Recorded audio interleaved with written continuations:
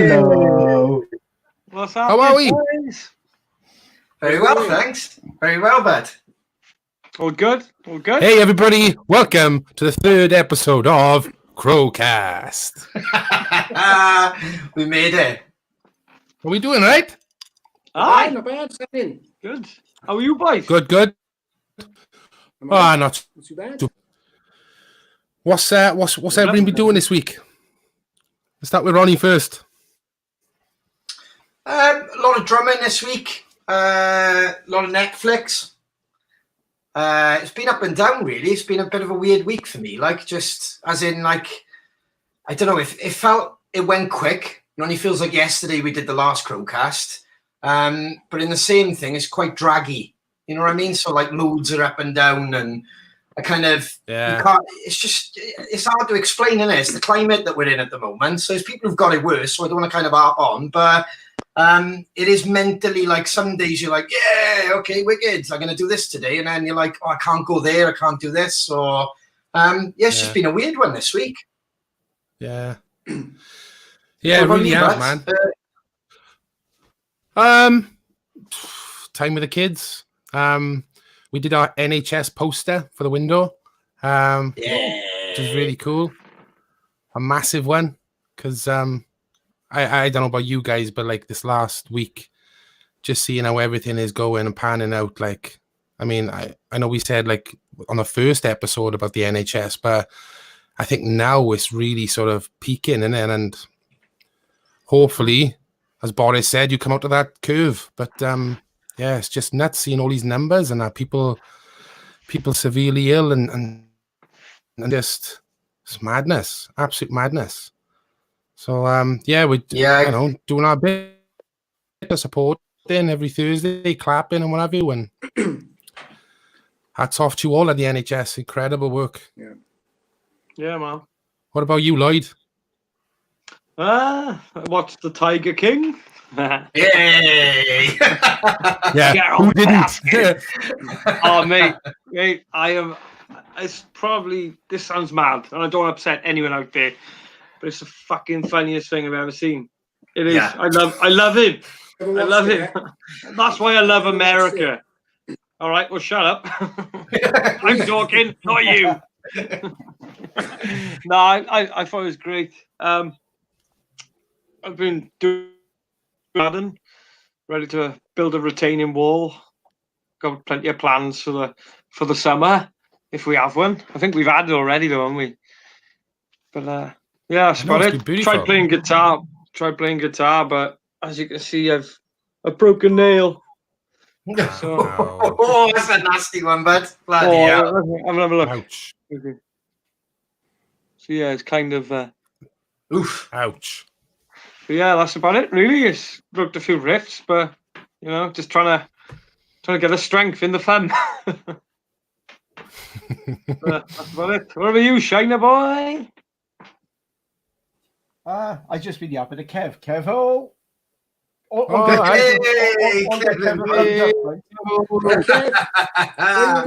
Kev Diamond. Yeah. He's our guitar tech. He's a fucking legend. So. Yeah, we're gonna have to get Kev on here. He can. He's got some stories, and his life is amazing. So that's a really, really good guest to get on. Yeah, he's done a lot, hasn't he? What else you been up to, Shine? Anything else, buddy? Guitars, and then just down the rabbit hole again now with amps. Just cool. Honest to God. Kids, do not be a guitar player. Do not do it. Yeah. Drive you insane. Don't do it. What about you, Dave? What about you? Well, apart from having cancelled our Netflix subscription, bad timing, so I can't watch that. I know. No. Tell you all about it. Oh, what have you done there? Hey, it wasn't my decision, but no, I just I don't know. Someone in work let me.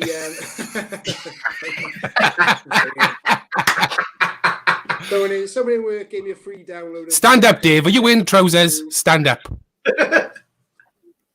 Oh, I don't know if I'll say it, to be honest.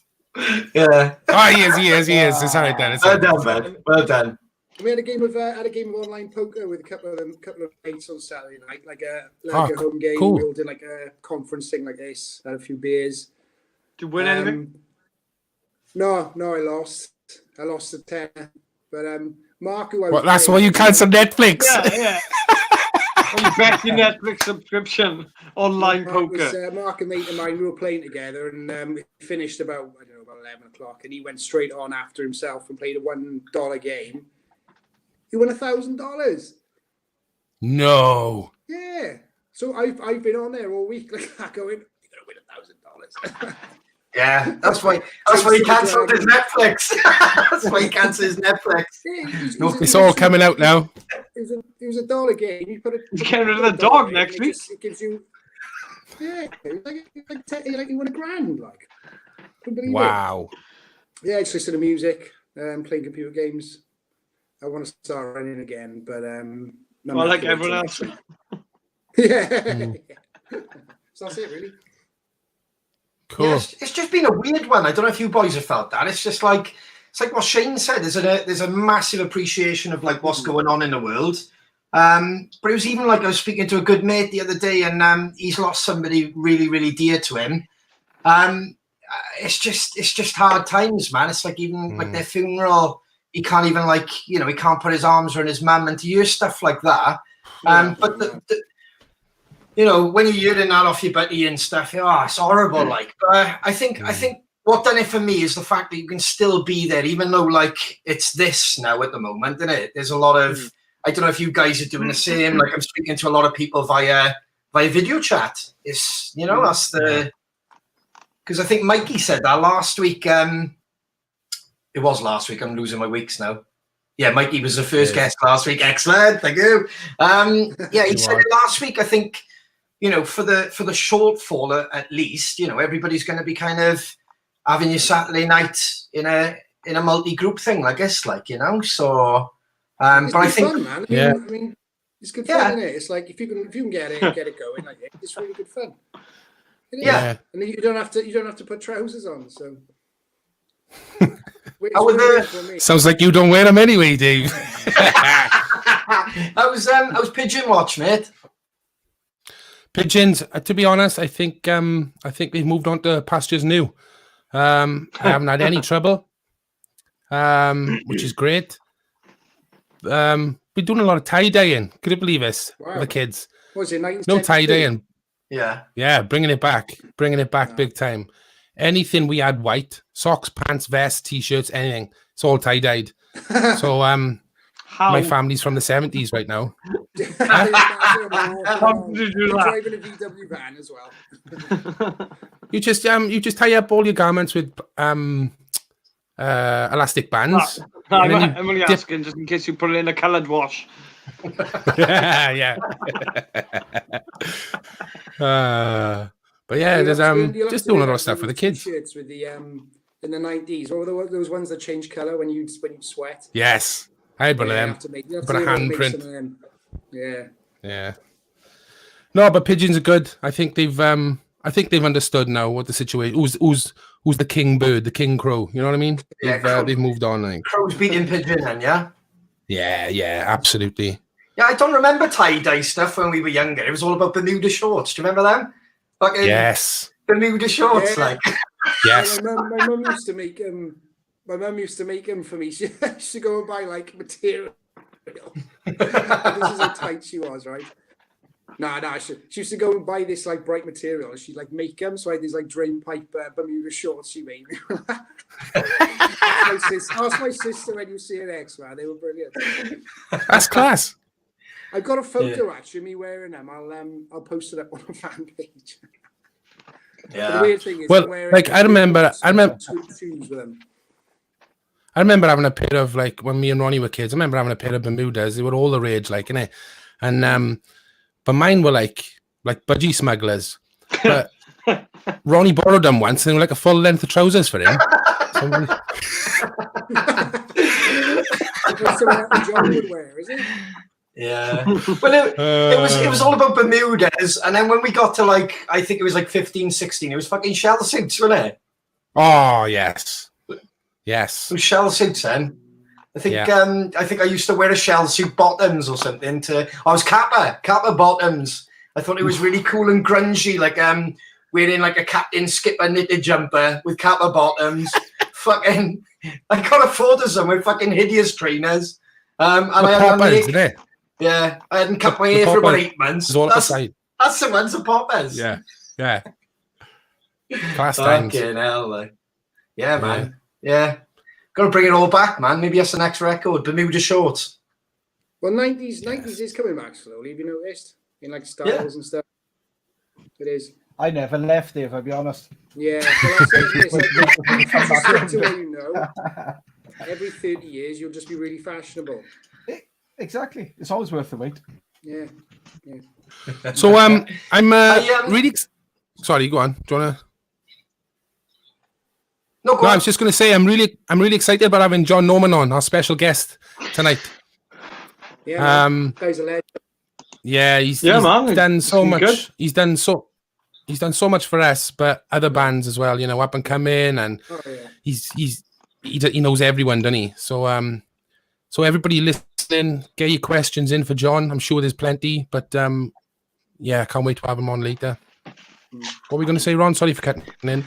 It's all right. I was just going to say, was there anything anybody's seen this week, as in program-wise, anything interesting? It's always nice to suggest stuff. I haven't, but I haven't really watched a lot apart from the news. But I've been listening around, and it's an album by Poppy, her new album. You heard Poppy? You must have done. No. She's like a pop artist, and she did a song with Fever 333 quite recently. Oh yeah. She did a new album. Ah.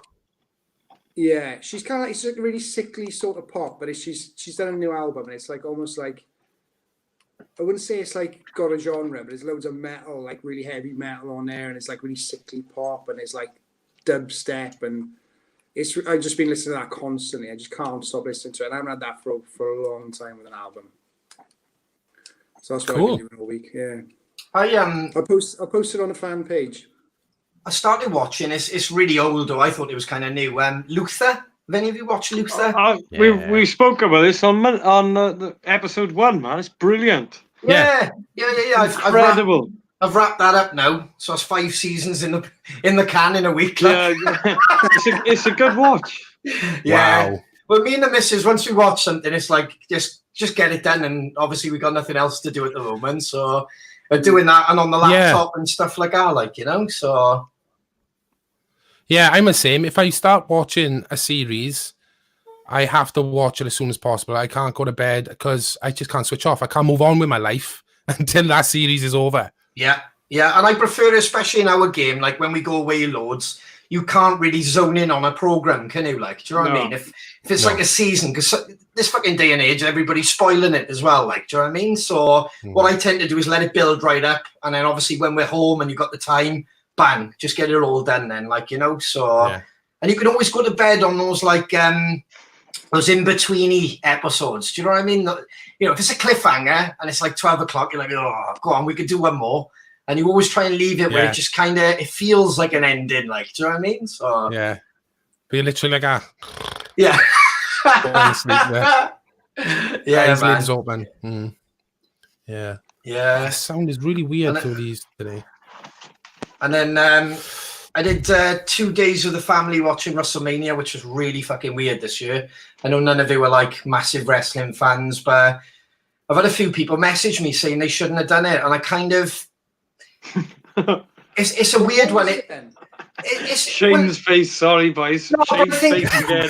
I think whether you've watched it or not, it's a weird thing. Like WrestleMania is the big one. It's the big one of the year. 50,000, 70,000 people. But this year was just so bizarre, man. Like, for a non-wrestling fan or somebody who just doesn't get it at the moment, it's not something that you would have introduced them to. Do you know what I mean? It was fucking weird. But I don't know. It's just the whole thing of they tried to put something on. You know what I mean? So it's something better than nothing, if that makes sense. It weirdly took my mind off it because it was something to look forward to. But in the same time, even though it was trying to take my mind off it, you're looking at a fucking empty arena. Well, it wasn't even an arena. It was a performance center.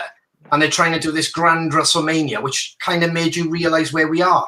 and kind of the change in everything. Like, do you know what I mean? So yeah, that was a fucked up one. That was Saturday. Who won? No, that's the question. Oh, who won? That was brilliant. That was. Ooh, And you want to be saying that now? ooh, yeah. Oh, Yeah. He's trying to set you up here, Ron. Yeah. You got to watch Loads of these. shit. Yeah. Yeah. See, I always preferred the like the one for me was the Royal Rumble, dude.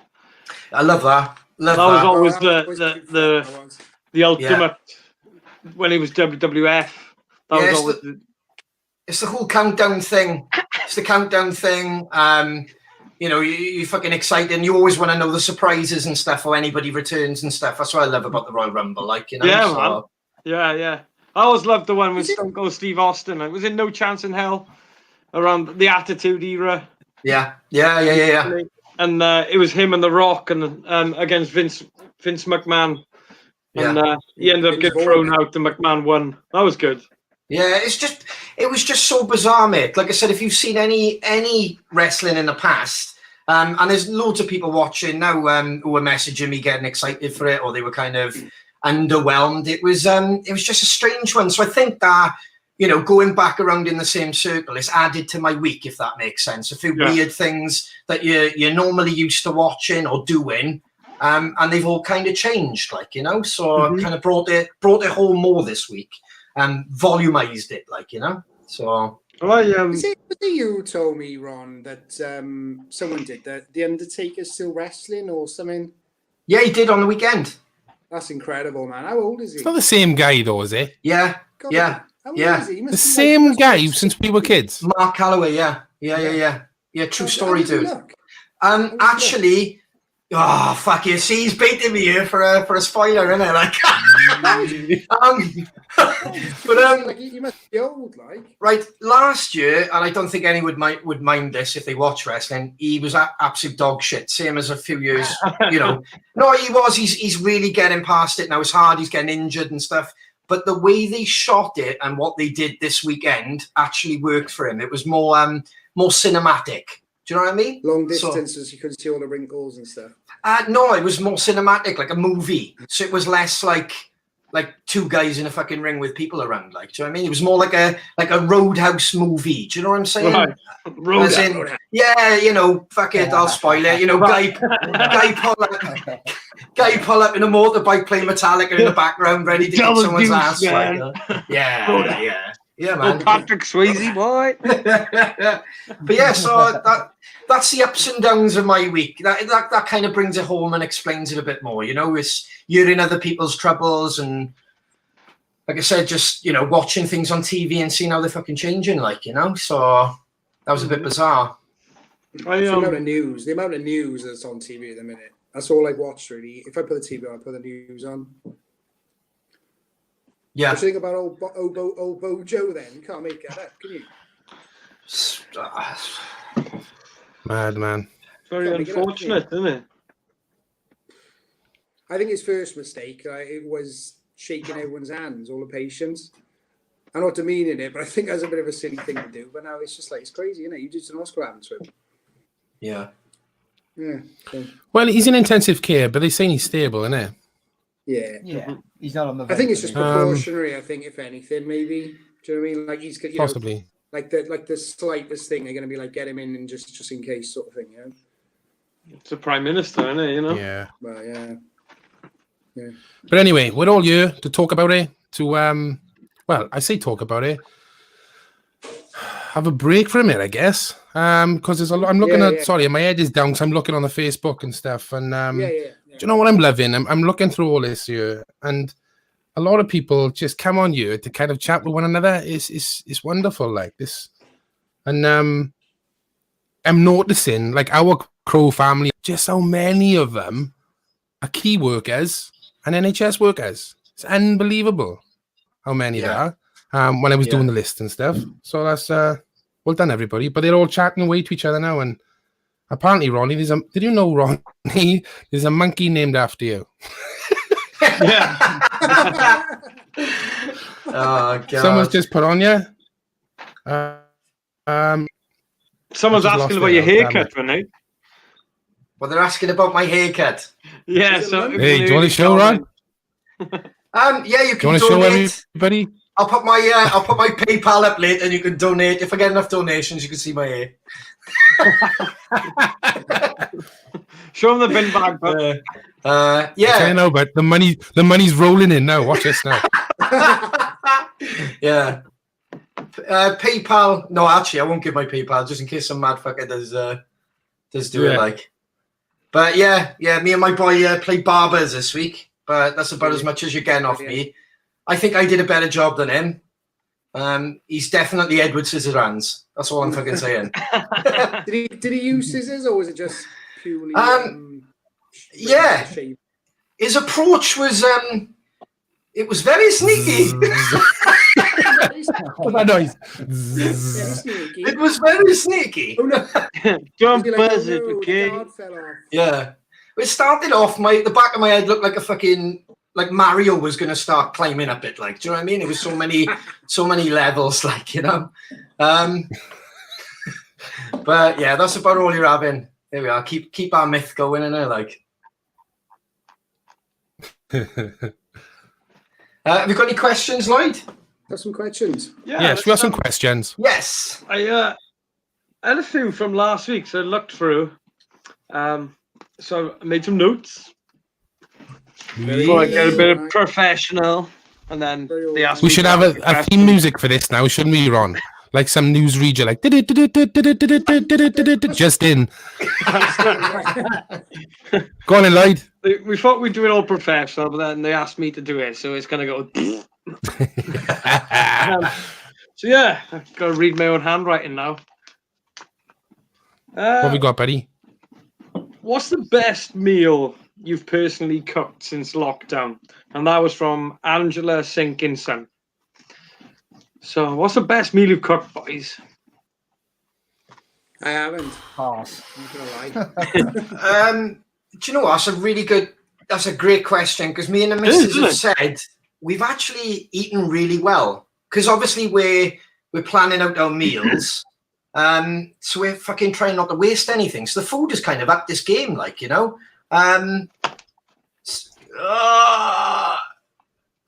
Well, Me personally, I'm on a liquid diet, and if it's no whiskey, Southern Comfort, or rum, my body rejects it. Honestly, boys, I'm on my 5th bottle of Southern Comfort now, 5th, and I got about that much left in it. Honestly, Doing good. Oh, and then wow. I'll be on the rum and Captain Morgan. That's all right, isn't it? I'm joking. Not joking. I did I had a delivery. I think Dave got in on the party as well. I had a delivery off the pie man. Yes, I've seen her. Oh man, it was Yeah, lush. him as well. Yeah, I loved. I had a really nice knob pie, which was stunning. Bob pie? Knob. Bob? Yeah. Yeah, like one of the things on your head, Dave. Yeah. Can I ask you? Mincemeat, mince, Worcester sauce, peas. It was stunning. It was. Sausage. I've probably got that really Beautiful. fucking wrong now because I ordered a few pies. So, but his brownies are absolutely stunning. That's Premier Pies and yeah. Pasties. Helen and Gary, Yeah. thank you very much. Got I it tell in you there. what, There's a plug. What did you Oh, have, guys. Dave? You did like a biscotti tart as well. Oh yeah. Oh man, it was Well, so good. For me, man, he done brownies, but he put a little cream egg on top. Oh, fucking hell. They were, yeah, absolutely stunning, man. Yeah. So if we're on about the food, China, what have you eaten? Tea and biscuits. What have you eaten, China? Tea and biscuits, stand good. Tea and biscuits. Do Yeah. I'll do. you make that yourself, or? No, McVitie's made the fuckers.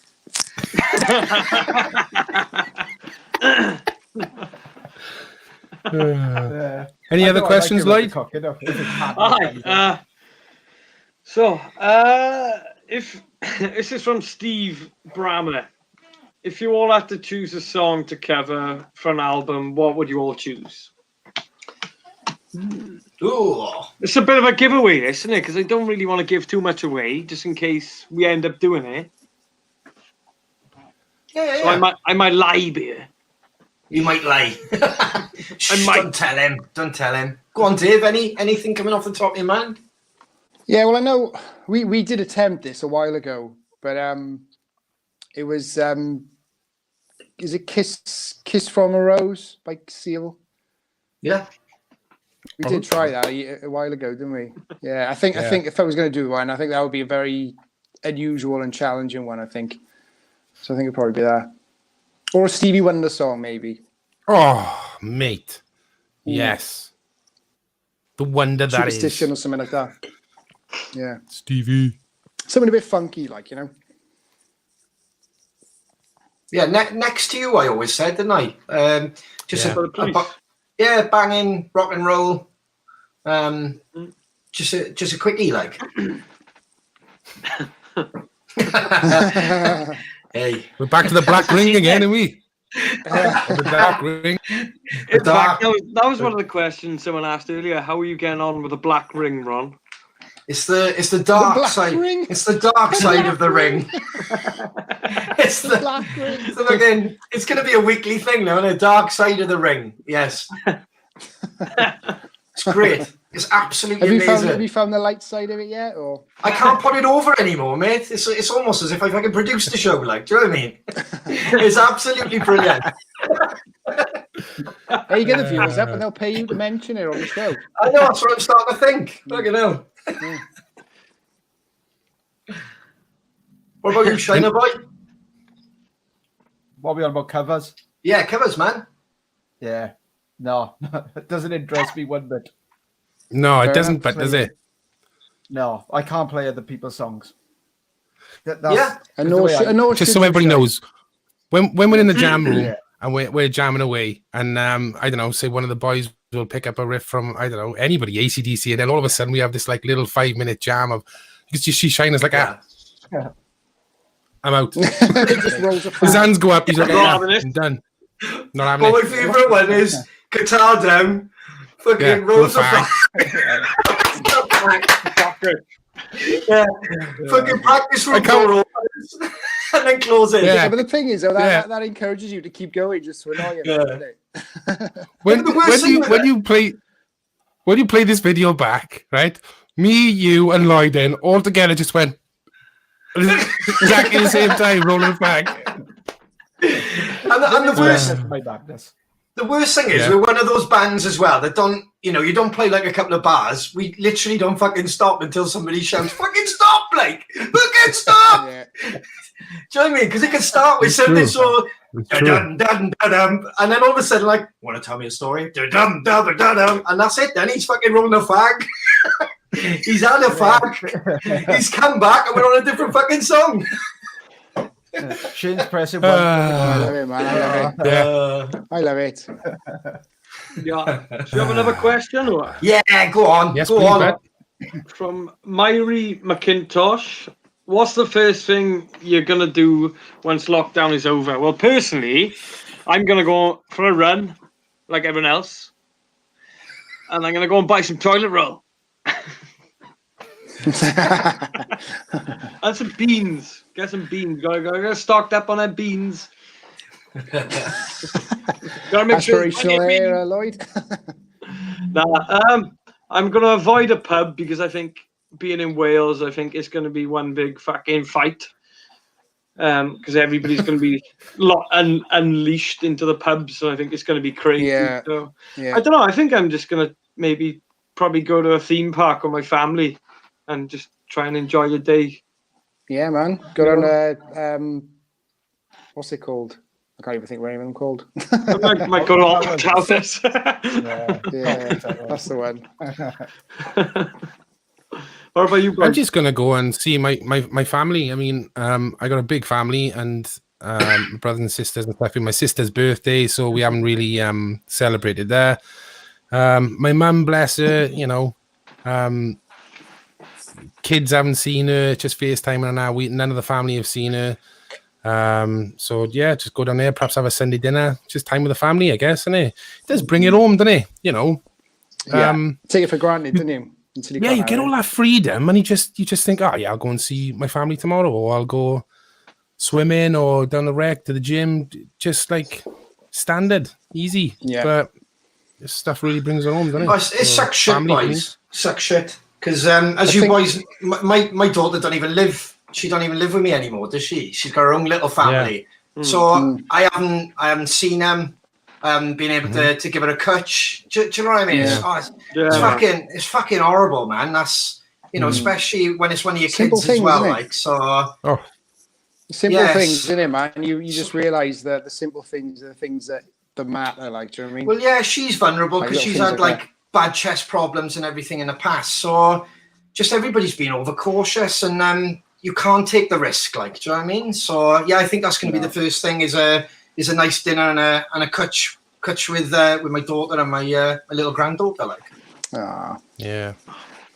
Mine's going to be the same. Say, go and hook up with my parents. Obviously, I've been taking them shopping and stuff, and just dropping it on the thing and chatting through the window. But my plan was to recently to rejoin the gym.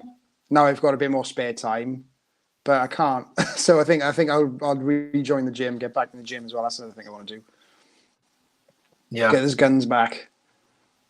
What about you, Shane? Get hotter guns. Yeah, I might go on practice, boys. We never know. We might see Jam as well, on the screen. Like. That's a good idea. Or we might do a gig. You never know. Oh man, Mike. that first gig back, boys. That first gig back. What's that going to be like? It's going to be like the most energetic show in the world, isn't it? Oh, aye. Isn't it? It's going to be nuts. Or we're so unfit. We'll only be able to do 3 songs. It is a fitness thing, isn't it? Like people come and watch a band. It's you've got to get your match fitness up, haven't you? Playing in a band, you know. Oh, aye. 100%. But The concentration levels are so high and all the rest of it. I don't know if you can hear the dog in the background, but I'm giving her treats just to keep it quiet. And she keeps going. any other questions, Lloyd? Yeah, one's just come in now from Tracy Wright. If you could swap who does what in the band around to play a song, who would do what? That's That's a good question. fucking no-brainer for me. Look at him laughing. Look at him fucking laughing. I'd be fucking That's a right great question. dead center, fucking jumping up on speakers, living his dream. I'd fucking Yeah. Yeah, I love think it. me and I know Ronnie, that. me and Ronnie would swap when we bet. Yeah, man. You'd be the front guy and I'd be behind the kit. I'd love to be behind the kit. That's gonna happen one day. I'm telling you now. Yeah, we'll do We'll that. swap. I'll swing from some fucking chandelier or climb a balcony or something. And you hit the shit out of the drum kit, like that'd be brilliant, though. Huh? To be honest, Ron, I think you'll have trouble getting on the ego box, but let alone get on the chandelier. Oh, thank you. Hang on. I'd like to. I would class. like to go on the drums, I'll be honest. I think drums. What was I that, think I Dave? really enjoy doing. I'd enjoy going on the Yeah. drums. I reckon, if anything, I'm shit, but in my head, I think it'd be really fun. Oh, I got a video Yeah, of you definitely. jamming on Ronnie's kit, There impersonating we are. Garth. Garth Post it from up Wayne's post World. it up on the fan page, then, yeah. Just And then so you got everyone at the will end, you laugh. go like that. I like to play. Ding. That's my drum roll, isn't it? Oh, it's top notch, man. It's top notch. We'll see. Well, do you remember when we did pre-production, didn't we, when Mike Exit there at Roy's gaff? And we all kind of had a jam, didn't we? Ronnie jumped on guitar. Mhm. I think you still cut, and you did, didn't you? And then Dave went on bass. That's right. I Yeah. went on drums. You And did I was like, come record on, that. Shane, give us a song. Shane was like, nope, I'm in a fag. Safest way for me is I'll go out front of house and on the console. I'd be safe out there. Yeah. Yeah. I'd be So safe what would out you there. be, Shane, if you had the choice, like, apart from the guitar, what would you be? Sound man. So you What? wouldn't like to play the drums or ever sing or anything like that? Just for a laugh? No, I just got this weird thing that the sound's got to be right first. So I'll go and sort it Yeah, out that's great, first. man. That's cool. Yeah. It's, Cool. yeah. It's all good, though. That was a good Tidy. question. Do you know where? I think I know what time it is, boys. I know what time it is. What time is it, bud? Hey, Ah, David! Did You you ready? know? You ready, David? David? No. Did you know? No. Did you know? No. Oh. Davis, did you know? No. That is genius. Right. Okay. I'm gonna purposely put a mistake in this, right? So people in the comments below, right, pick up on it, right? So if you want to feel really small and insignificant, right, as a human being, right, a proton takes 40,000 years to travel from the center of the sun to the surface of the sun, but only takes 8 minutes to get to the Earth. So think how small and insignificant you are now.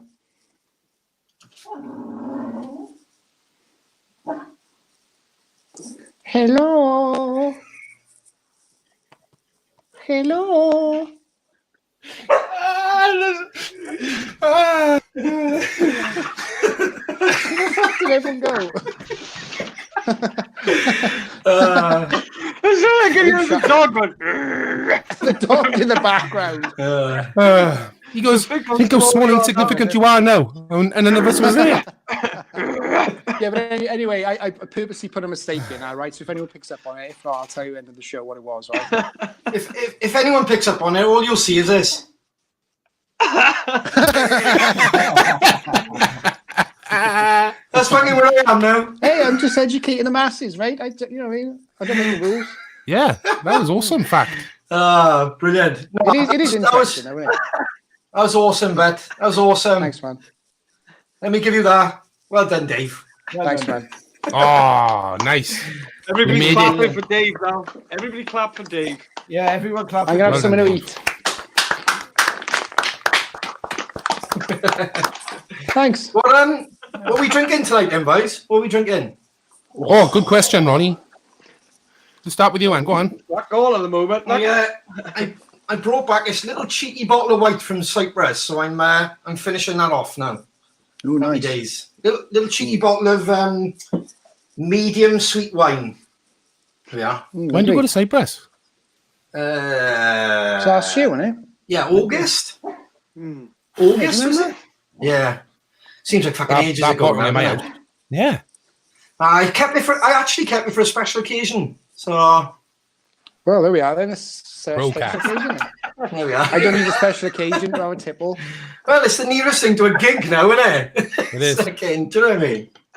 It is. It's the new gig. Like, what are you drinking, Shane? Why? I'm on the usual bed, Southern Comfort. By the pint.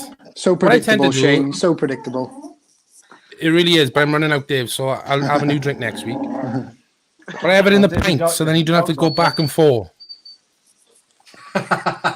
Pint glass, Southern Comforts. What are you drinking, Dave? You you're on the red, you? What am I drinking? Yeah. Do I need to say? No, Look at that. no. What is it? Would Then? you like to know? Would you like to know about it? On the Blue Nun? No, don't be daft. Blue Nun. What's that? Still crazy. Yeah. Bottle of Blue Nun. What are you on then, Lloyd? It's, Black goal, but Oh, well, we have a rocker tonight.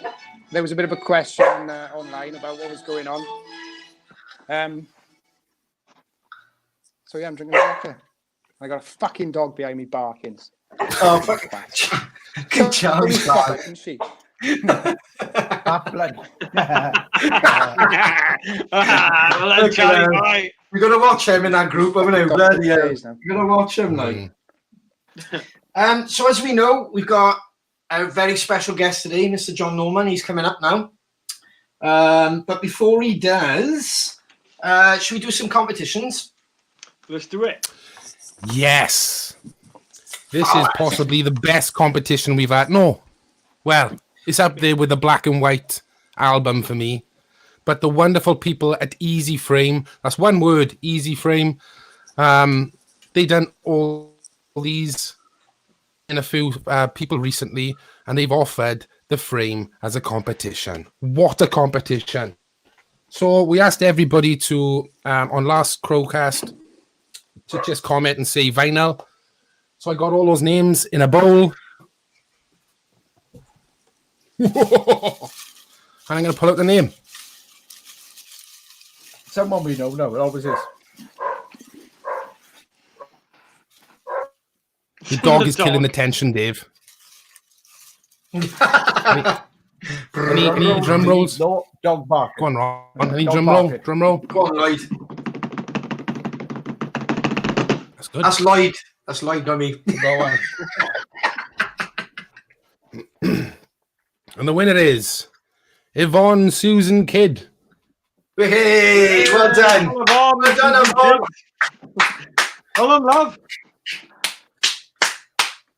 You have won a frame from Easy Frame. We'll get all the details, and when we pass it on to Nick, he's the guy that owns it. Incredible people, such a generous gift. We thank you so much, Yeah, Easy it's an Frame amazing and Nick. gift. And yeah, we'll sort all out for you. Incredible. Well done, Yvonne. Well done. Dave wanted to win now. Amazing. Yeah, I did. Yeah, I did. Yeah. Did you enter it? He probably No, I did didn't that. enter it. No, I got, as you can see, He I've didn't got enter it. I've got the murder on the wall there, but I haven't got point of no return yet, so I got to get a frame for it. I think I might hit up Easy Frame as well because I still haven't got Yeah. my vinyls sorted yet. So I'll have to use my bonus. I'm in sure. work. I'm sure they'll do a nice price for you. Won't you, Nick? Easy I'm Frame. sure they will. Easy Easy Frame. Frame. One word. Easy Frame. Um, What are you thinking about the other competition? it's the drumsticks. So these were played at Download last year when we did one of the performances. So that's the only thing I can't remember because I got a few sticks from Download. Obviously, ones I want to get framed From downstairs. from downstairs. So it's either from the Thursday night or the Friday that we played in Download. You can see they're nicely worn. So I'm thinking they're actually from the main show because I kind of went a bit fucking crazy on that one. A lot of people messaged this week saying drumsticks, so we put them in the hat. But I'd like, if I'm honest, I would love to give these away to somebody out the NHS right now. Because we had so many. I know some people will be like, well, hang on a minute, I said drumstick and everything. I just think it's important to cheer everyone up. This is why we're doing this. We don't want no money for doing this. Yes. We haven't put no donations up. We talked about it. We've decided, no, this is something that we're going to do for free. It's just to try and entertain you. In the future, if we keep it going, who knows? But at the moment, it's going to be free. It's something we do put a lot of time into in the week to try and get it all set up and make it look all professional. So these, long story short, I would really, really like to, after a kind of shit week and you're in everything that's going on, I'd like them to go to somebody from the NHS. Is that cool? That's What do you think, very boys? cool, bro. Yeah. Very cool, bro. I don't think I don't think anybody would can mind. argue with that, bro. No, I don't think anyone mind. So can you go in your NHS pot and pick us a name? Yes. Drum roll, Dave. Devo.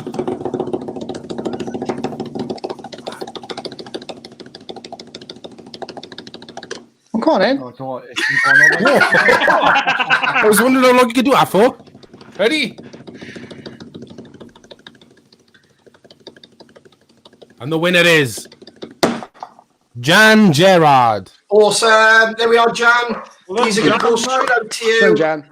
Thank you for everything that Steve's you've been mother. doing. Stephen I Gerard. don't know, Steve. Stephen Gerard. Yeah, so these will go out to Jan. We'll get the address and we'll get everything sorted and I'll post them out myself. Thank you very much, Yeah, Jan. send us a private message, Jan, if you can, via the Facebook. As Ronnie said, the address, and we'll get them out to you, innit? Cool. Yeah, definitely, man. Awesome. That's the best part for me of this, boys, giving out stuff. I love it.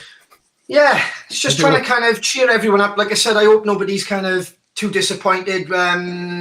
Next week, or are we going to do that after? We're going to reveal what we're doing. Oh, no, we're going to have to do it now, aren't we? We're going to have to do it now. Yeah. So next week, go on, Lloyd.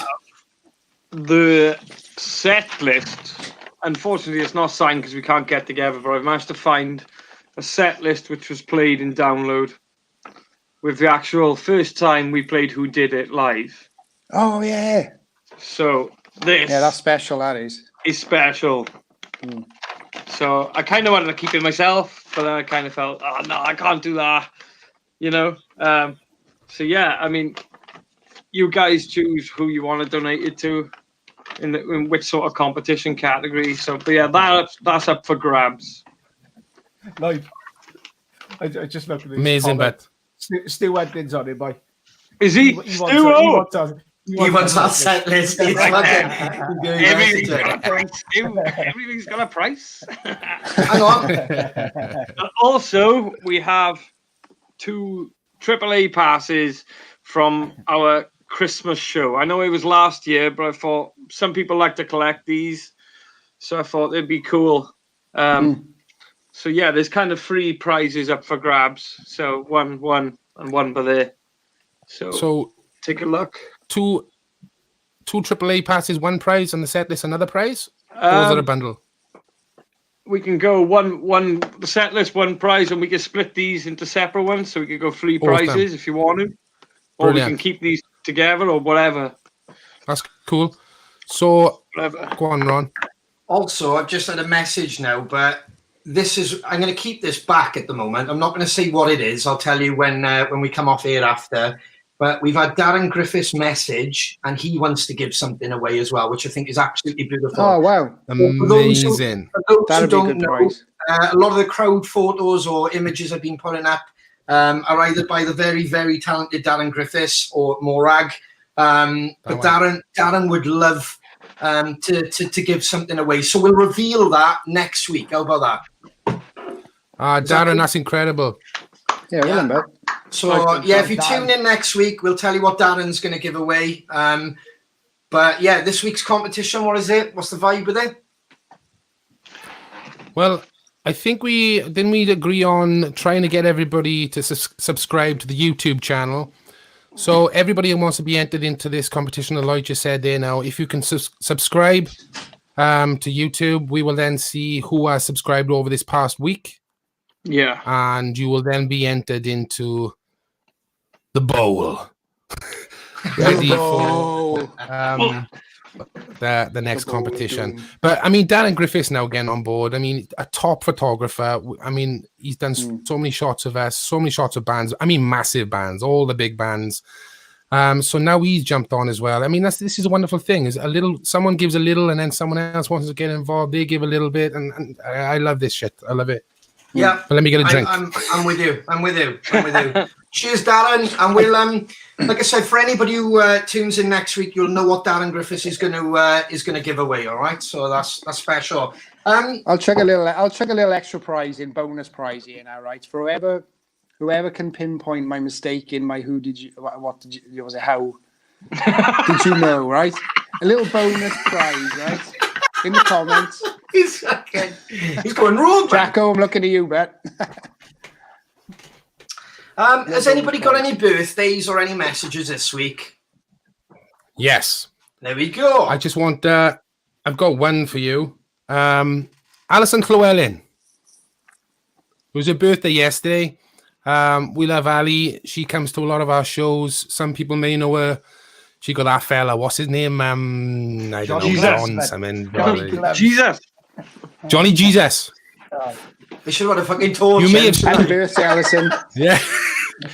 You may have seen John chasing me around gigs and stuff. Yeah. He was like my shadow. But his wonderful better half, John, am I right saying that?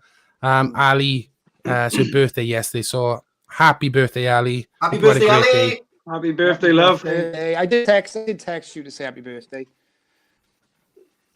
All right. That's the only one I got, boys. I've got a couple by you. I've got so Debbie Cliff messaged me today. Her friend's son Adam is a huge fan of the band, and he's 21 years old on the 14th. So happy birthday, Adam. Happy birthday, Adam. Happy 21st, buddy. Happy birthday, Ad. And last but not least, Jason and Tammy Watts. Yes. Happy anniversary, guys. Happy anniversary. Well then, guys. I tell you Video what, that out then, Jace. I saw a photo on their Facebook, early photo when they first got together. The hair. Jason, boy, Aye, aye. huh? Aye, What did he do? Yeah. It's the shirt. I like this shirt. Yeah, bang Ah, right, Happy so anniversary, both. I think Yes, it's that time. Sign is happy. And we found out who the photographer was. We found out who the photographer was. It was our admin B. Well done, B. Well done, B. I fucking love that picture. B, you Say got a that lot to again, answer Shine. for. You got a lot to answer for, love. What did you say, There will be Shine? China's Trouble getting ahead. few. Well, this week we have a double exit before Mr. Norman joins us. So Shiner, he's gonna leave us on a one-liner, and also Lloyd has got to go as well. So Shiner, over to you, my son. I'm off to make tea. See you. Outstanding. Well done, boy. Hey guys, it's been great. It's been great. I'll see you next week, everybody, and take care, guys. Have a good one with John. Take care, hi, buddy. Right. Say hi to Do him your for me, best. and Do your brother. best have for fun. your family as well. Cheers, guys. No worries. Ciao, buddy. Sorry, man. Should we have a guest? Yes. We should have a guest. We should have a guest. He's waiting in the wings. Is it? Hey! Yes. Hey, Mr. John. how you doing, man? Hey, so yeah, how are you guys doing? I've been watching for the last 40 minutes or so. Surprised you're still awake. Having a good time. Yeah, probably regretting what you signed up to. You're like, oh no. How are you doing, John? I'm doing very well, actually, considering the circumstances we're all in. I think I'm doing okay. It's a very weird situation. I mean, as it is for everyone. So it is for the radio station. It is for me personally. So it's all very bit different. But we get through it. You know, we're a strong country, aren't we? So Stiff upper lip, innit? absolutely. Yeah. Yeah, and for So anybody who's what is watching it at the now, moment? oh, sorry, Shane. For anyone who's watching Go on, now, who doesn't know, which they should know, obviously you're Mr. Jon Norman, head of marketing for Planet Rock. Yeah. Are you still working with Kerrang? Still do stuff with Kerrang as well. So Still doing stuff with Kerrang, and obviously you put together the legendary Rockstock and Winter's End. Yes, my little for my sins. Yes, but it's something I absolutely love. Live it. Absolutely, just one of those times where you just my highlight of the year are those two events. Really, Rockstock specifically is just like been a long So do we. lot of work. So do we. A lot of people working it, and Are you at the moment? Are you just working from home? Is that? Yeah, I mean, basically, everyone's working from home. The whole station's working from home. So Paul and Darren and Wyatt are all doing their shows from home. And the one technology like we're using here, we're able to broadcast. And incredible, isn't it? Noticed that they were working from home. If they didn't say they were working from home, you probably wouldn't know. But yeah, we're all working independently. We all go on video calls every day and we do everything. It's a little slower. I mean, it's a lot easier for me just to put my head up above the desk and talk to my my colleagues to go and say, hey, what about this? You have to make the effort and call in or make a phone call to do it. So, but it's I think it's 3 weeks now. I think we've been doing it. So it's quite different and challenging, but it's important to keep the station on the air, and it's a release, isn't it? Like any music is a release from the stuff around you. So. And I think Planet Rock and Kerrang, do a great job in doing that, and Absolutely. having a bit of a break from all the shit, basically. Yeah. So how did you get into it, John? How? Gosh, I've always loved radio. I mean, ever since I was a kid, I used to carry a little radio around, and when I was a teenager, I did hospital radio for 3 or 4 years, and then. when I was 22, I decided to move to America, and so this is going back quite a while. So back in the late 80s, and I got myself a job working for a radio station called KQLZ, which is called Pirate Radio, and it was right in the heyday of sort of the Sunset Strip and all that, and Guns N' Roses, Metallica, and it was a rock station. Yeah, what a time to be down there. I mean, it was a brilliant time, and so started off just initially working for free, and then got a part-time job, and then just worked my way up, and pretty much I've done radio pretty much, apart from a few little breaks here and there, ever since I left college. That's all I wanted to do.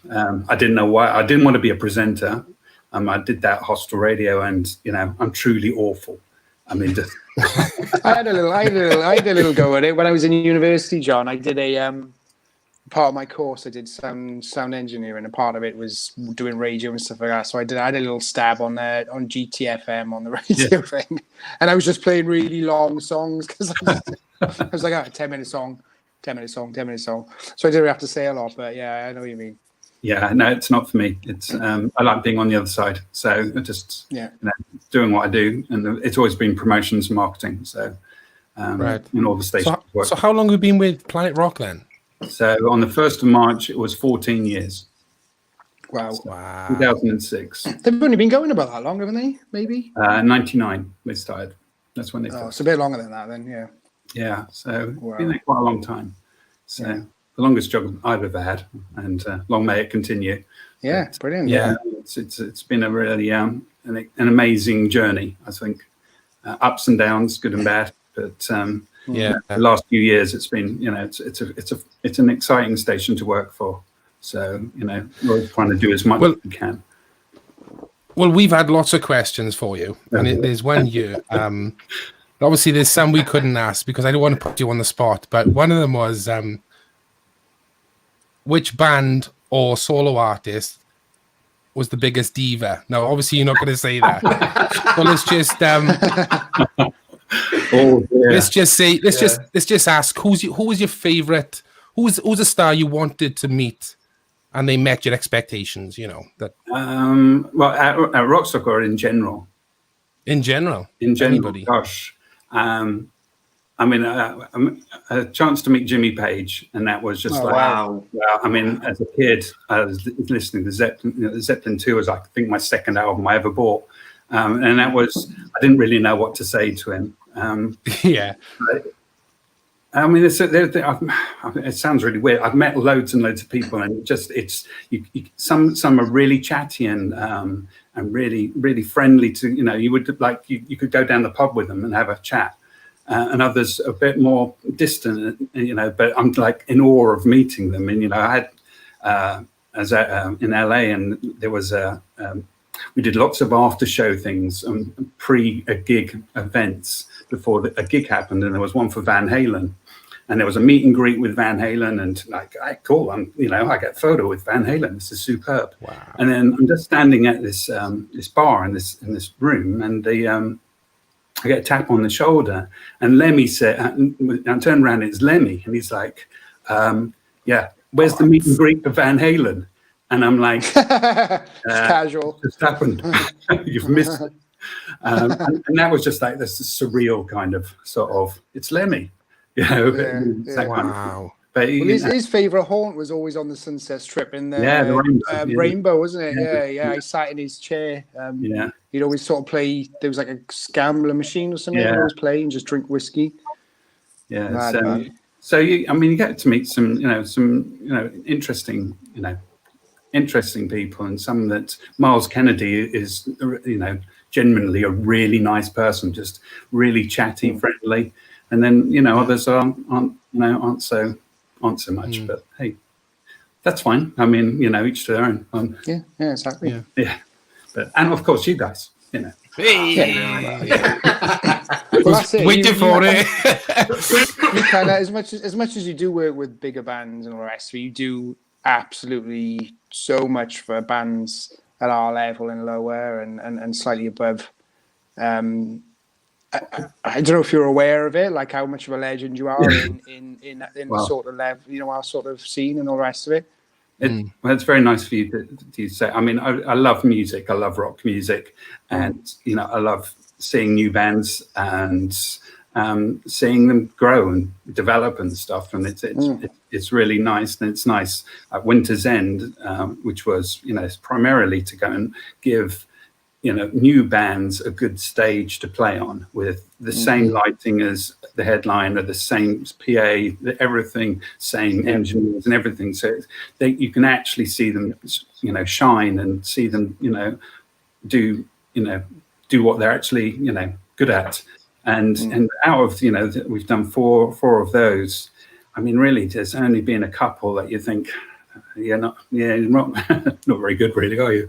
Which about, you know, out of however many bands we've had, I don't know, probably had. I can't even work out how many. I've been to a good few of them, man. You know, when I come along with Lisa, the most of them, and John, and yeah, I think they've all been like great, and all the bands have been great. I can't remember ever standing there and watching a band and thinking, oh, this is what's John thinking, like, you know, which is unusual because I would normally be thinking that. I'm a bit of a stern critic, you know? Well, yeah, I mean, I try and put in a few that are a bit sort of curveball, just to have it, because, you know, you can make an event sound the same the whole way from beginning to end, and you don't want that. So you want sort of light and shade and differences, and putting some different bands, and some, you know, some work with the audience and some don't, you know. But I think you need to have that, because you could just make. It could be a very boring event if otherwise, and it couldn't sustain that way, I don't think. So, so is it just you, John, or is it you and a group of people that decide these bands, or is it primarily you? Pretty much me on all of it, really. Yeah. I mean, you know, I do, you know, I listen to what people say, and, you know, if they, you know, point out, you know, I can't see every band that we ever put on. It's next to impossible. I try and see as many as I can. You do. I'll give you that. You always pop in and they see you in the crowd watching a band, and you're like, do a little rock out. And you're like, I gotta shoot off now. I gotta sort something out. I think the first time we met John was actually in Scotland, when in Wildfire. Yeah, Wildfire. Yeah. So it goes to show that you travel and you get around, like, you know. And we've seen you obviously at little 100 capacity gigs, and then we've seen you obviously at 500 plus, 1,000 plus. Do you know what I mean? So. It is important that everyone knows you do get out there and even watch the smaller bands in the most smallest venues, like, you know. Yeah, absolutely. I mean, I mean, there's nothing like having a good night out where you come up, find a band that you've never seen before, and just think that's absolutely just, you know, amazing. And, you know, you want to investigate, and, you know, and they're not always that way. You know, some nights aren't as good as others, and sometimes you think, you know, the sound of the venues can hinder, you know, how good a band is. You know, some venues I've gone to where they just crank it up so loud, and it's done from volume rather than quality, and, you know, it doesn't do the band any good, I don't think. But you know, you try and get as much, listen to as much YouTube bands, you know, see what's around. So, you know, and then hopefully, you know, pick stuff for both Rockstock, because our other stage is for newer bands, and then for Winter's End, and just try and hopefully make a good choice. And I think most of the time people seem to be pretty happy with it. So it's a bit, everyone absolutely loves them, don't they? Sorry, big one. Everyone absolutely loves them. Everyone loves them. So they sell out almost instantly, don't they? Especially Rockstock. I mean, Rockstock. I got a question for you, John. I got a quick question for you based on the Rockstock and Winter's End. Were they your? Was the conception of them, was that your idea, or was that down to the station, or was it a collaboration? The Rockstock one, because that started in 2013, that was more collaborative in coming up with the idea and you know, the actual logistical side of things. So we did the event in Great Yarmouth. So it was a venue that we, you know, the company Bauer, who own Planet Rock, had used before, and so we went, you know, we used it because it had been used before, and so that was a bit more collaborative. And as time's gone on, you know, basically I'm a control freak, so I don't let anybody do anything. So, well, in terms of marketing for the station, I mean, that's your job. You head of marketing. I mean, those gigs in terms of marketing for the Planet Rock brand is you can't really. They can't get better than that, really, can you? I mean, they've grown really well. I mean, they've always tried to have had a good sort of policy of philosophy. I don't know what the right word is, of everybody enjoying it. So that's whether it's the band or the crew or the staff or the audience. If everybody comes out of it as a positive experience, people are going to want to help work it, and the crew we have are brilliant, and they're pretty much the same crew we have for all 8 years plus Winter's End do it. Geordie Bev, our stage manager's done every event, and it's those people who make it happen. Really, I mean, I guess I get the sort of the fun bit of sorting out the bands and doing all that sort of element, and it's obviously busy, but I mean those guys work their rear ends off to make it actually happen on the night.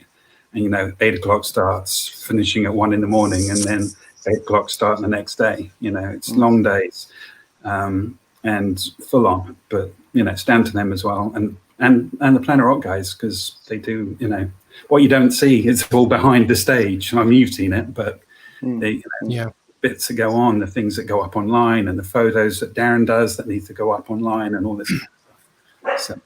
So it's a really it's a big team effort there, and it's the one on Rockstock is one that guys from Kerrang work on, and Planet Rock, and it's a good sort of good bonding time really, because everybody seems to enjoy doing it, and nobody complains about saying, hey, you got a long day tomorrow. You just get on with it, and you just really enjoy it.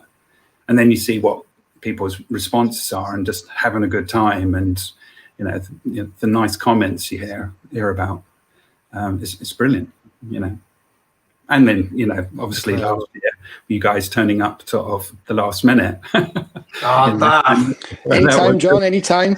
That was brilliant. That's outstanding.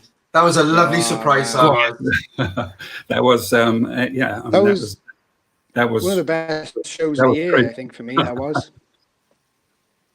Yeah, loved it. Thank God you brought it up, otherwise those pictures would have gone to waste.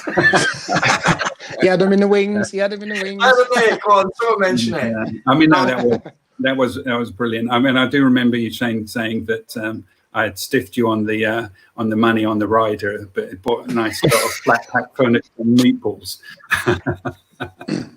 That was just yeah. It was funny though, that line. I mean, we obviously being from Wales, it was going to be a great show for us. But like we said to Mikey, even though it's based in Wales, there's so many followers for Planet Rock all around the UK. So when we came down, there was people from abroad that wanted to have a chat with us and stuff. So it's such a great feeling being on your sort of bill, because it's going to be sold out. It's great exposure. It's great experience. But last year's in particular, I remember you phoned me. What was it, like 24 hours before the show? Yeah, it was. And it was. I remember saying to you, you said, "Do you want to do it?" I was like, "Yeah." And I went, "Well, do you want to ask the boys?" "Oh yeah, where are they?" So I was like, "Oh shit, I better get the night off work." Yeah, we all said yes straight away. Dave was like, "Oh no, I need to get time off work." Oh shit, that worked. And I was like, fuck it, it's happening. Spoke to our manager. He said, you should do this if you can. I mean, we were buzzing. We couldn't wait. And it went down a storm, didn't it? I mean, it was amazing. I loved it. Absolutely loved it. Friday night at Rockstock it's a fun night, and everyone's up for it, and from beginning to end. And it was fun, and that was it was. I didn't get to see a lot of the bands play over the weekend, but I watched your set and a couple others. It was just electrifying, wasn't it? Because even when we turned up, there was a real buzz, because obviously you kept it a secret as long as you could. And we heard then you'd announced it on the tannoys, and everybody cheered. And so that came back to us as we were travelling to Porthcawl. So there was just a real energy, like even sound checking and stuff like that. And yeah, it was amazing, man. Wasn't it? That was a special one. That was. It was special, and but then followed on with obviously Winter's End, sort of. Yeah. 3 Where else months. can you go, you know? So, And what I love about Winter's End, John, is that you came up to me like before we were having our sound check, and John came up to me and said, you can basically go and do whatever you want to do. Because you always want to hear that. Whatever venue I go at, I immediately I had to look around, and John seen me looking around thinking, oh, here we go. What's he planning on doing? But you openly said, and you said, look, whatever you want to do, I've asked the venue, it's all fine.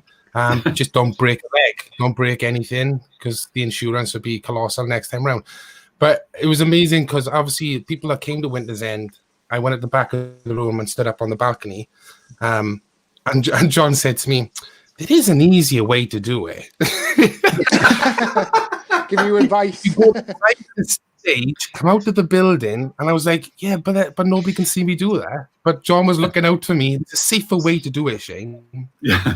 But I was like, nah, I'll go straight to the back. It's that risk assessment, right? Yeah. Yeah, no, it was Any brilliant. That was Yeah, I mean, just like touching on to that as well, it was an amazing day, John. It was like, even for us, because obviously we've always been earlier in the bill, so it was just nice to hang out early and get with the crew and spend some time with Johnny and other people and sit down, have breakfast. Do you know what I mean? It was just a real nice, it was a lovely vibe, wasn't it? Like, and we got there the night before from the Southampton gig, and we were all like, oh my God, look at the accommodation. And do you know what I mean? It was like, yeah, just exactly the same band, basically. We were proper in awe, like, you know, and then that crowd were phenomenal, like, you know, that was, it was like having an extra member in the band, like, you know, it was absolutely beautiful. Like, someone's asked, what's the do's and don'ts for a young band on the rise? From my, I mean, to get on the radio. Is that? Yeah, I think that's what they mean. I think it's to get on the radio, or maybe do it as a two-part. So, what's the do's and don'ts to get on the radio, and the do's and don'ts to play one of your events, or maybe to get on the bill, like, you know? Yeah, I mean, so on the radio is really tough. Getting on to Planet Rock is a tough call, and there are lots of bands, and there's very few spaces, and the way our playlist works and everything of adding new stuff. So really, it's it's down to the song. The song, if it's a good song, we'll have a better chance, and if it's produced well, if it sounds like it's recorded in a garage, it's just not going to make it. It just can't. I mean, it's, you know, it's a station's got, you know, over 1.2 million listeners a week, and you have to think that we're always aiming for quality. So you know, that's probably keeping a short, catchy, good recorded song. That would probably be the easiest. And that doesn't even guarantee anything there. But, you know, Wyatt does a new rock show, which has got unsigned stuff. So, you know, but even that's, you know, it's limited for the amount of songs you can put on any particular week. So, what about playing rock stock? Or, because obviously with rock stock, the difference is you've got the two stages with rock stock, haven't you? Yeah. So, like, you know, how would a band go about, what do they have to really do to get your attention? Or it's fairly straightforward. I mean, it's really letting me know that they're there, you know, because I can't see every band there is. It's letting me know, drop me an email or send me a message, whatever, through Facebook. If they know which, I'll just go and say, email me. But and I'll check them out. Send me some clips of them, you know, performances, or send me some songs. And, you know, if I think it thinks it would fit into what we're doing, then, you know, there's a chance. Again, though, we've only got, you know, there's only 12 bands playing over the 2 days at Rockstock, so 6 on each day. So, and you know, if I like it and I can't fit you on, I'll look at Winter's End. So, you know, I do hold on to things. I try and reply to people if they're not successful, but there is always more bands than there are spaces, always. Yeah. We always say that, the bands on the road, because they might say, oh, I can't get on the event, or I can't get on the radio. And as harsh as it is, I've heard me and Shane say, well, you just got to keep writing songs. You just got to keep writing songs, and one of them will catch, or and that's as easy as it is. And it's the same with playing the events. Just keep knocking on the doors and play with every band. Play with every band you can. Don't be afraid to travel. It's so easy to say about, oh, well, there's not much money and stuff like that. Well, that's the only way you're going to get out there is by playing gigs. Absolutely. And you know, and hopefully you'll sell a few CDs at each gig, and you sell a few T-shirts, and you can, you know, move on. I mean, it's working your way up. But there isn't. I mean, Planet Rock is you know, it's a big station. It's the only decent big national station that we have. I think you know. I mean, that sounds wrong. I'm not. That's wrong. Probably wrong words. But you know, it's you know, to get onto it, you have to be good. And you know, you know, like any band that's come along, you know, newer band, you're not going to get necessarily on the first time you send us, you know, music. Yes. But the incredible thing about it is, like, having you this week and Mikey last week, you know, these people that put on these massive events, they are music fans first, and it doesn't matter if you're a big band, small band, you will, and that's, I don't think we knew that back when we started this band. We didn't know how to go about it, but it's just so incredible knowing now that we know you and the likes of Mikey and other sort of festival event organizers and stuff. A lot of them are just fans of music, and it's not a political thing that everybody thinks it is. You know, if you, like you said, if it's good enough, you've got a shot. I guess it's just being that consistent as a band. So you can have one great song, but that doesn't necessarily mean you'll have a career. Well, it could if it goes massive, but on the scene, I mean, on like playing shows and stuff.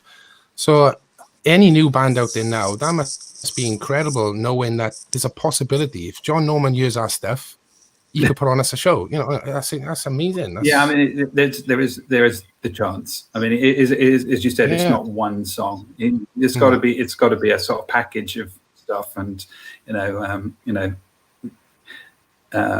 you just got to be able to have that sort of repertoire. And obviously, a newer band isn't going to have a massive repertoire of songs. It's not, but a few songs, a 30-minute set, 30-minute set. Yes. You know, you can pad it out with maybe a cover song or something like that. But better to have that than an hour's worth of music that's average. You know, 100%. Trying to be, not different. You don't want to be, different, but have catchy melodies and be true to what you want to be. You know, if you want to be a thrash metal band, then do that. Probably won't be getting on the radio, so we not on Planet Rock anyway. But it's just being true. I mean, you guys, look at your first album over your second album. That's Point of No Return is probably one of the best albums I've heard in years. Oh, that's amazing. Thank you, John. That's amazing. Love that. I'll drink to that, John. When do we wind yes, thank you very much, John. Thank you. It was really, it was beautiful for us because you were one of the inside guys as well. Obviously, management had given you the record earlier. Yeah. So it was stunning to bump into you in Download, and you were like, I can't get this record out of my car. I remember you saying that. Yeah. That was beautiful. I listened to it all the time. And it was really weird because obviously the version I got sent wasn't in the running order of when the actual final release came out. Yeah. And then so you're listening to when the final one came out, and I put it in my car. And it's like, this song shouldn't be following this one. That's not the way. Yeah. You get used to it, don't you? Yeah. Yeah, demo tight desk. Yeah. You're one of the first people, I think, to hear it when you were outside. I think the armies and stuff, I think. Yeah, because there's a version of a song that I told you about, Shane, and you said, "Oh, you've heard that one too." Yeah, they were like pre sort of final mixes and all sorts of other. Yeah. So no, it's I thought it's just a really exciting album, and I thought that second album, Syndrome, you definitely didn't have. It was just like, the dog's bollocks. So, thanks, man. We're really happy with it. So yeah. Thanks. I think before, obviously, like all this fucking disaster has happened, it's just the whole scene. I think everybody seems to be up in their game. Like, I don't know if you're seeing that, and I can definitely feel it. The rock scene is like fucking lifting. Like you said about hardcore thrash and stuff. That was kind of that at its time, this period where it was exploding. Where I think personally, rock now is making a real big fucking, you know, a noise everywhere. Like, you know, so absolutely. I mean, there are so many good, you know, good bands coming around and good albums coming out, and it's doing really well. I think. But it feeds off each other, doesn't it? You know, you have Massive Wagons or Stone Brokens or Inglorious and all this kind of stuff. You know, you see success, and it's like, you know, whatever you class as success, you see growth and, you know, seeing good. Then, you know, other people want to emulate that and want to, you know, be part of it. And, you know, think, well, if I'm going to be doing that, I need to up my game. So everybody ups their game, and then so you get more and more better bands. Yeah, and the crowd are fantastic as well because they support all the events. They kind of let you know what they like and what they don't like. They're very vocal about that. So it seems like it's their scene. You know what I mean? They are in power. They are making and breaking bands. Like, you know, it's incredible. There's some amazing. I mean, you know, I go to quite a few gigs, but I know people that go to, you know, way more than me, and I just constantly go to you know, sporting bands and things, and it's brilliant to see. I wish more people would do it because sometimes it gets a little, you know, you go and see a gig and there's 30 people there, and you think, you know, this band doesn't deserve 30 people, you know, you know, in London or whatever, you know, for whatever reason. And I don't understand why necessarily. Maybe the night it's on, you know, or just not being publicised enough, or, you know, certainly if a band's from out of town coming into London, you know, if they haven't got any sort of local following, it makes it difficult. But there's a little factor, isn't there, with that people don't realise with the band. They think it's the band go in and play, and it's like they draw a crowd, but it's not. There's so many things. There's like the promotion of it.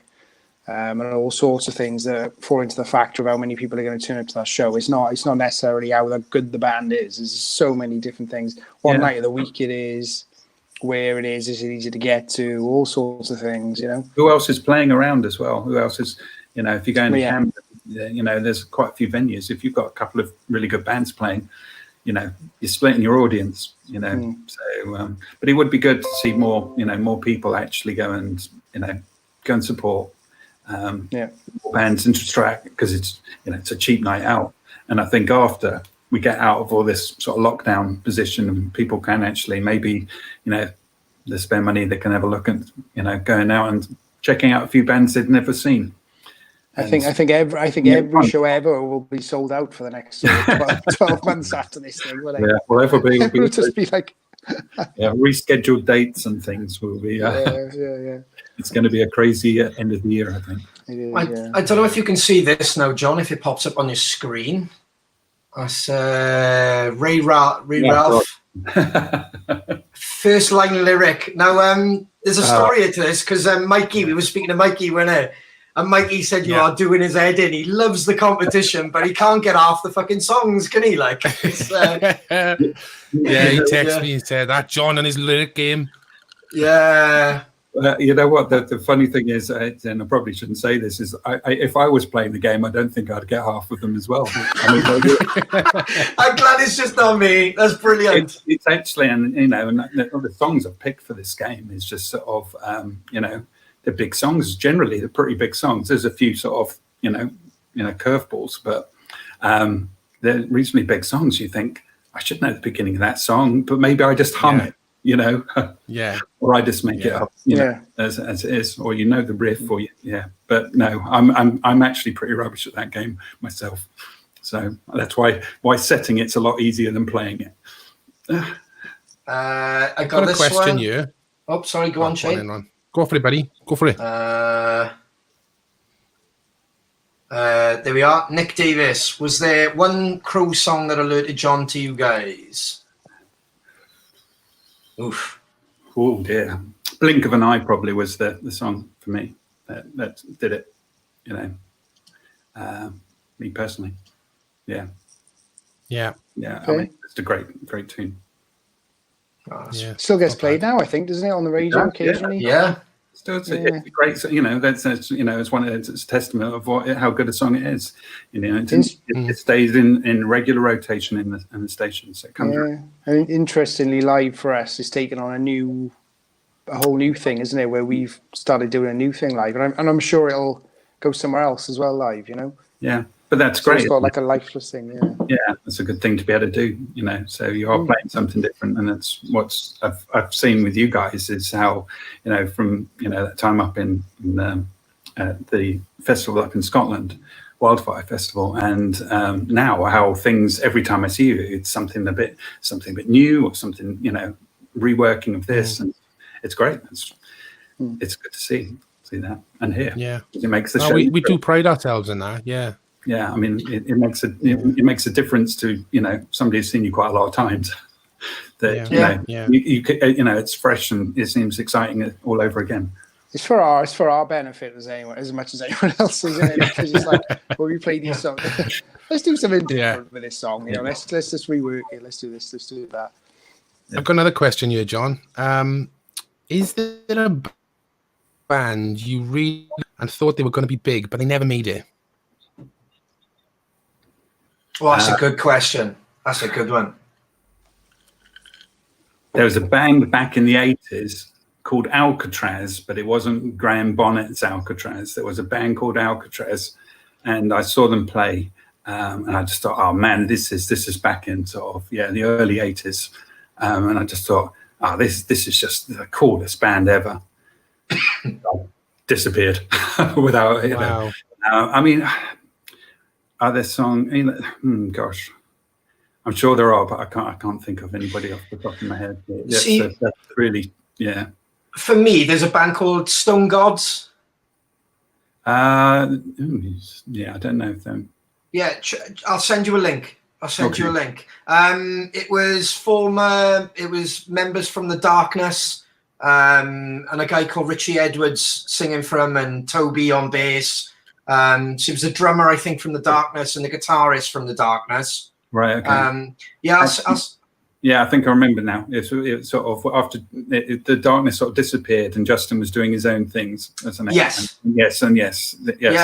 So I've got one of those bands, and like when me and Shane grew up, there was a band called and Dave as well. Sorry, Three Colours Red, wasn't it, boys? Yeah. We're like Chris McCormack. Yeah. It was just for us. It was an album that dropped. It was fantastic, pure, and it was like the album of our youth. Do you know what I mean? Where everyone was walking around singing "Nuclear Holiday" and "Copper Girl" and stuff like that. Yes. And yeah, exactly the same. I went to watch them in Wembley with Aerosmith, Lenny Kravitz, Stereophonics, Black Crowes. It's a hell of a fucking lineup. It's not bad. It's not bad, is it? But yeah, they're a band who were there, and then all of a sudden, that was it. Just gone, So it's a shame. Yeah, I mean, I'm sure there's probably a few others, but I can't off the top of my head. I can't think. I'd have to go through my CD collection and go and have a look and see what what happened to them. That Alcatraz, they just had one album, was it? Was that? As far as I'm aware, they only had one album, and then another band came along called themselves Alcatraz, which was Graham Bonnet, who after he left Rainbow. As far as I'm aware, they had one album, and they did a support slot at back in my hometown, and I can't remember who they were supporting, but I just thought that was just like awesome. And then I saw there was an HMV up in London, when there was a big HMV, and I saw their album. It was just sitting there, and I was like, oh man, I've got to have this. And wow, and it was an okay album as well. It wasn't. I'd always think. They do ask us about the footballers. Who was the better footballer? Was it the day, or was it the footballers now? And it's all in context and stuff. But I do often think we haven't made it by imagination. But would it be harder to make it as a band back in the 80s, 70s, 60s, 70s, 80s, than it was now? It's really difficult to kind of. Yeah, I don't know. It's just different, isn't it? I mean, I think. Now you've got the technology to be able to do stuff where you can go out, and record things a lot easier, at home or in your own little studios and stuff. Whereas back then, there really wasn't, there was, 4-track cassette recorders, and you had to go into a studio to do it. But then there were more studios around, so I think it's more accessible now. But I think back then, I suppose you looked for, you'd get a single, and it was funny when we were at the Winter's End, they had the Sweet Play, right? And talking about one of their songs, I can't remember which one it was now, and he said it sold 1 million copies. Wow. 1 million copies of one single, and you just think, most bands would be happy if they had 1 million streams of their entire catalogue. And that was, so it was just very different. You got into music differently, and I think because you bought albums, you didn't hear it on Spotify, you didn't hear it all. You had a single, the B-side, which may or may not have been on the album, and then if you liked, you'd buy the album and you'd hope that it was good, and and it was expensive as well. It was an expensive, for what you get now, where albums seem to be sort of thrown away. Price they were really expensive. I wish we had the bank balance of some of those bands back in the day.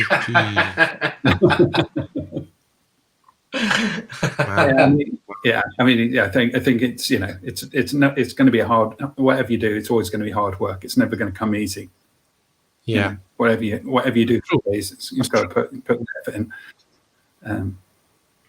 Write good songs, There's a lot of people asking about Rock Stock this year, but you made an announcement the other day, just saying you've postponed the announcement. That's all, due to everything. Yeah, it was going to be announced last week. Some of the bands, including one of the headliners, but we've had to sort of. It didn't seem right to announce it in that particular time, so we moved it back a month. So the end of this 27th of April is the plan to announce some of the bands, but we'll have to see. I don't want to be certainly don't want to be look like it's insensitive. I know people want to know what's happening and things, but it's as we've heard, unprecedented times, and I think it's literally a date. I want it to feel like it's right. Sorry, so you're cutting out a bit. Sorry, it's literally a day-to-day basis. It's incredible. It's just don't know. Absolutely. It's really quite it's just it's been a real tough one for everybody. On the musical side, festivals and and the people behind the scenes. It's affected so many people. And then obviously I'm not talking about the health care and all that. That's they're amazing, and they've got people working at shops and grocery shops and things like that. They've done fantastic. Just couldn't everybody stepped up, but it's a strange year for music this year. Oh yeah, absolutely. Well, we're constantly rescheduling or being taken on for new gigs that obviously we can't announce yet because it's just like you said, it's every day. So we're not really taking on board anything that's happening at the moment. So we might speak to Roy. We'll probably speak to Roy tomorrow now and have an update. But yet again, you still really can't get excited about anything until we're kind of out the other end. It's and it's going to be it is going to be gig heaven come the end of the year. I can't wait. I want to be home. It's going to be lots going on, so it's going to be exciting, and the festivals and things, the ones that haven't download obviously not happening, which is a big deal. Then that will be back next year, and I'm sure it'll be as good. John, what's your favorite vinyl album that you own? Rainbow Rising would be probably. What's it about? Yeah, it's probably one of my all-time favorites. Is that that's not the Ronnie James Dio era, is it? Yeah. Stargazer and Light and Black and Terrible and stuff. Yeah, that's right. Yeah, I've listened to that. I listen to that regularly, just in the car. Just after along with ours. Yeah, what's wrong with yours? Yeah, well, I've loved Richie Blackmore, just a fantastic guitarist, and I just love the way he plays. So Yeah, there you go. good band. Yeah, Excellent. great band. I've got a question. Yeah. It says, John, do you think the era of a super band such as Guns N' Roses and Aerosmith is finished? I don't know. I think they have to come back, don't they? There isn't anybody there at the moment. I think there will be, won't there? There will be somebody that will break it. They must do. I can't see. I mean, that's always been like the big festival problem, isn't it? Is like the headliners. Who's the next big headliner?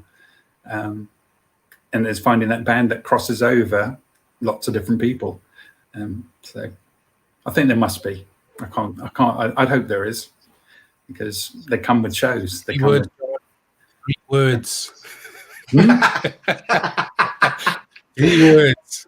Yeah. To be honest, I was hoping you've got it on your t-shirt, but it looks like a those damn crows t-shirt. But I don't think it is, is it? It's a Rockstock t-shirt. Yeah, sorry. Did you get the memo, John? You have to wear our merch on our show. Get him off. Get him off. Hey, so there you go. So what are your plans? What are you doing next? I think, I think. Oh, I know stuff that's definitely on, which is the Thunder show in the Motor Point. We got the Steelhouse away show that's been rescheduled. We've got Rock the Bull, Push and Play. I think I'm just saying certain gigs because I'm hoping they haven't been rescheduled. I think that's about all I can say at the moment, only because obviously they're trying to. I mean, you know yourself, it's not logistically, it's got to balance out, doesn't it, without giving too much away. Like, I think even people who buy tickets understand that. So what we had booked in, I mean, we should have been in Germany now, shouldn't we, with Massive Wagons. And then obviously we should have done Rock the Boat with you. And that would have been a great one.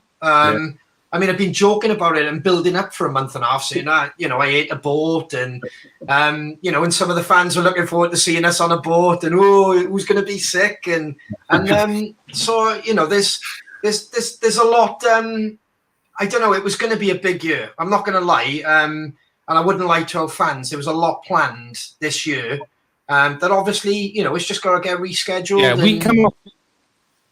Yeah. On, sorry, Jake. buddy. We come off this tour, the UK tour, headline tour, and we had new people on our team, and some of the things that were booked. Wow, this is incredible. See, this happened, and I've said it on other podcasts, but it is frustrating. But there's a bigger picture. But it's just so tough because the timing of it was unreal. Yeah, it was typical Crow's luck, wasn't it? And then we signed with UTA, and we got a new sort of promoter behind us, Live Nation, and I mean, we haven't even put that out. We haven't put that out publicly yet, have we? No. Which is not a bad thing because we didn't have to. They said not to make a big song and dance about it, but yeah, you're right. We signed with UTA. Have we told you that recently? Oh, I think we have, obviously. Yeah. And then Live Nation, obviously, like Shane said. So they're massive things that we were on the road to kind of pop in it, weren't we, Shane? We were on the way to there's a reason why we were going to kind of set the path, so, but we're not the only band in that boat, and we're always that honest. Like, we know there's people in worse situations. We think we've always had bad fucking luck, mind, don't we? Yeah, we have a joke about it. It's incredible, honestly, because we keep saying Year of the Crow, and I think some of the fans picked up on that. Hey, Year of the Crow, here we go. And then you just can't write what's going on at the moment. And to be honest, there's far bigger things than us losing a few shows. Do you know what I mean? So, and hopefully things will get rescheduled. And like I said, that's but plan for us now is. In the background, we've been trying to do this, make this the best it can be. We're still doing a bit of writing So we're obviously, yeah. you know, we're obviously getting ahead of the game, same as probably majority of the bands, or you should be. They should all be working on new material, and we're just busting to get in a practice room and just have that first gig. You know, when we know that's the first gig, because you've been around us enough, you know that's what we thrive. We thrive for that. Like, you know, this is hard. It is hard, and it's weird coming out of an environment where we've been living together and getting on each other's nerves constantly and wanting a break, to being forced to have a break, like, you know. So yeah, it's really, really strange, man. Do you know what I mean? And there's beers like with yourself and Mikey, and we kind of said, oh, we'll do Winter's End now, and then we've got a gap, and we'll do this, and we'll meet up and have a beer, and I think there's going to be a lot of catching up after this, like, you know. A lot of beer will be drunk. Yes, yes, mate. Yes, mate. Yeah.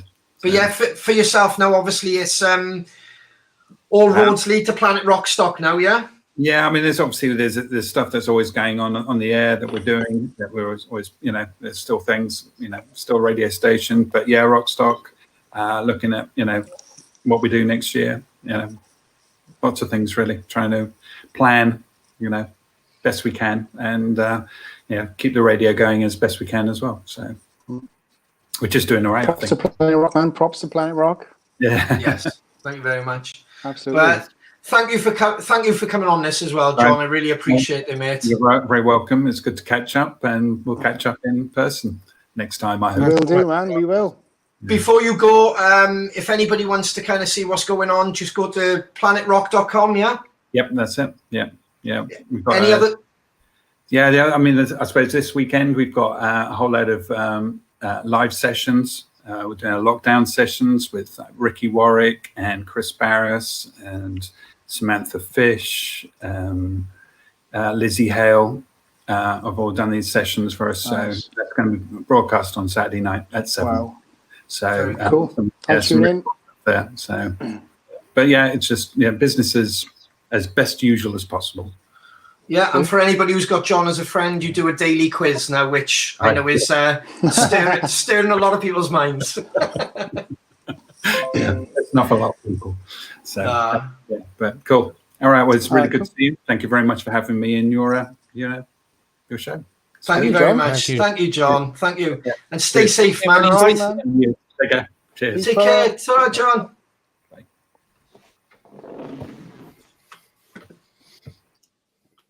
That was brilliant. That was Mr. Jon Norman. Yeah, man. One absolute legend. Yeah, I mean, he's definitely one of those people who, for us, if we were telling a story, I think you boys would agree, in 10 years' time, 20 years' time, for anybody who's still tuned in now and anybody who catches up tomorrow, next week, a year's time, the name Jon Norman will be cemented in that legacy. Like, you know, it'll be popping up through it, like, you know, because, you know, no Jon Norman, no route into Planet Rock, because like I said earlier, he's seen us up in Wildfire. He's that route into it, isn't he? For bands like the new bands. He's really worked with us, and obviously, like, you know, for any band watching, it wasn't the case of he's seen us once and everything happened. He came to Wildfire, he turned up in spot gigs in London, he turns up everywhere, doesn't he? Like, you know, so he's always out at gigs and stuff. Yeah, but he's definitely been a big part of our journey, like, you know. Yeah, love him. Absolutely.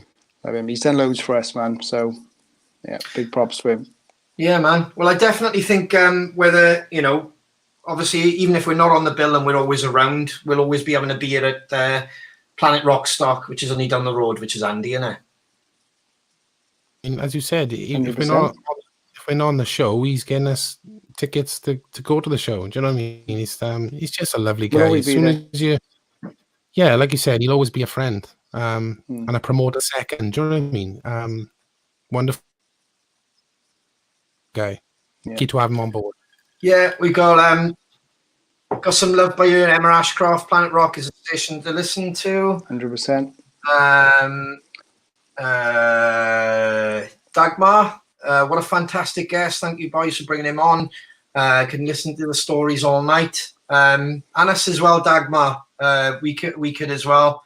we're going to try and keep this going, and we try and get as many guests on as possible. And I mean, last week was Mikey, obviously Steelhouse, you know, the partner in crime, Max Reed, and then this week Jon Norman from Planet Rock. So it'd be interesting to see who we get on next week as well. Like, you know, yeah, all people who are to do with the band, and I've got things to do with the band and all the rest of it for now. Do you know what I mean? Yeah. So really interesting insight into all things CROWS. So yeah, man. So for anybody who wants to support the band, obviously you can visit our merch store, thosedamncrows.bigcartel.com. There it is, Dave. Yes, the boy. I was trying to get the point in the right way. That's the boy. You can share this podcast, CrowCast. Share it to as many people as you want. Like I said, it's a bunch of boys who can't gig at the moment, just trying to kind of touch in, give a little bit of insight to what we're doing in a week, and trying to keep in touch with each other as well. And we really, you know, we kind of speak throughout the week and kind of tune in, but this is the proper hangout now. This is the way we all get to chill out together, you know. It's kind of like being popping down the pub, but people are watching. I drink to that, Dave. I drink to that, son. I drink to that. Yeah, but just reminding everybody, if you've tuned in late or whatever, if you want to be involved with that competition for next week, for the set list that we had at download and the 2 AAA passes we had for one of our shows, you have to subscribe to our YouTube channel. That's the only way you get those prizes. Okay, so subscribe, and we will find out, because obviously we get told who subscribes and stuff, and then you'll be put in our pot, and then we will draw out the name for those prizes next week. Talking about prizes, one final word from me. I had a message from Charlie Farley, right, on my fact of the day. I said a proton, and he commented, no, it's actually a photon. Well, you were correct, Charlie. So you win a special prize from me. I'll pay that money back I owe you. How does that sound? He's so thoughtful. That's fucking brilliant. Big shout out to all the admins as well for keeping the fan page. Great shout, Ronnie. That's that's Bevis, Derek, Jeremy. Thank you guys. Everything you put up on the fan page and getting everybody sort of involved. We can't do this without you guys. Incredible effort. Thank you so much. Yeah, absolutely. Yeah, man. And like I said, like and share this on Facebook. Subscribe on YouTube. We will look back over at the comments. Sorry, all the people that we didn't get to answer your questions tonight. We will look back over them next week. We'll try and pick a few more out. We'll have a new guest on next week as well. But I think that's fucking it, boys. I think we can say ta-ra, finish this glass of wine behind the scenes. And we'll hopefully you all tune in next week at 9 o'clock, aye? Yeah. Aye? Love you, boys. Ta-ra, tidy. Ta-ra.